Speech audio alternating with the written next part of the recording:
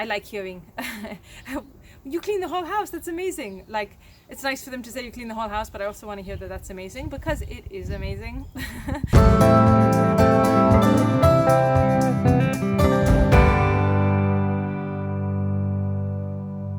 Hi, I'm Davida from Well of Being. Thanks for joining me on my day-to-day journey towards greater clarity and connection. Today I'm going to talk about giving ourselves positive feedback. I thought of this because I took my kids to the playground, and there are these monkey bars in the playground, but they're not like straight. They're kind of in an arc with the handlebars underneath the structural bar. So you can use your hands and your legs, and the further you go, the higher up you get. So they kind of like hang up, like upside down, kind of like sloth-like. And my kids would climb up and they'd call me and say, hey mom, look at me. And the first couple times they did that, I would look at them and say, oh wow, that's amazing.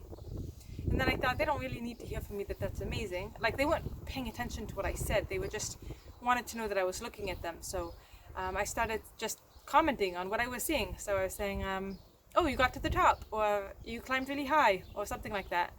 And there's a anthroposophic like ideology around not giving kids like positive feedback in the shape of a judgment, like of approval, like, oh, that is amazing, that's beautiful, but rather feedback in the form of showing that you're seeing what they're doing. Like, instead of saying you did a beautiful drawing, what a beautiful drawing, you say, I see you drew a circle and you colored it red. So I don't know that I subscribe to that, like that kind of extreme, like not saying that I think you did a good job. I think, I like hearing, you clean the whole house, that's amazing. Like, it's nice for them to say you clean the whole house, but I also want to hear that that's amazing, because it is amazing.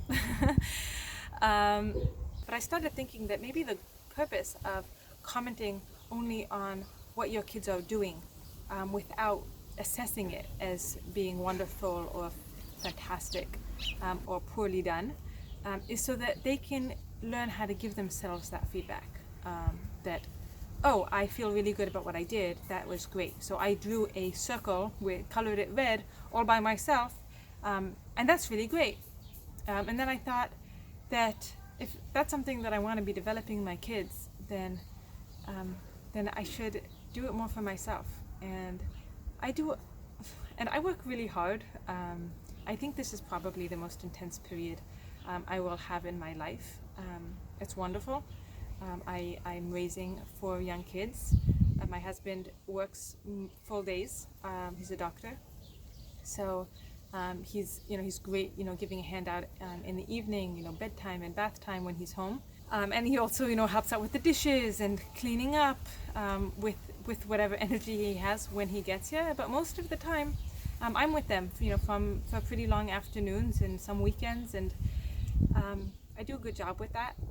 And I, do the food shopping and most of the cooking and most of the cleaning, and sometimes I can get some help.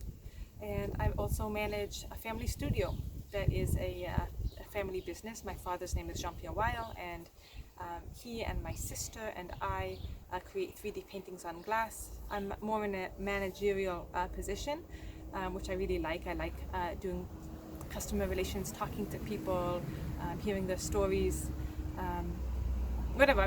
My point is that I have a really full plate and it's overflowing with good things. And I do a good job, and I don't tell that to myself enough. And I can get resentful of the people around me for not telling that to me. But I really think I need to be telling that to myself more. And then it's very likely that I will start hearing it more from other people. Because I think that a lot of the time, my sense of not being appreciated is not so much that nobody's telling me that they appreciate me, but that I'm not hearing it. And that's a muscle that I would really like to be working on. So if there's something that you do well and you don't tell yourself that enough, that, wow, I am really good at this, I am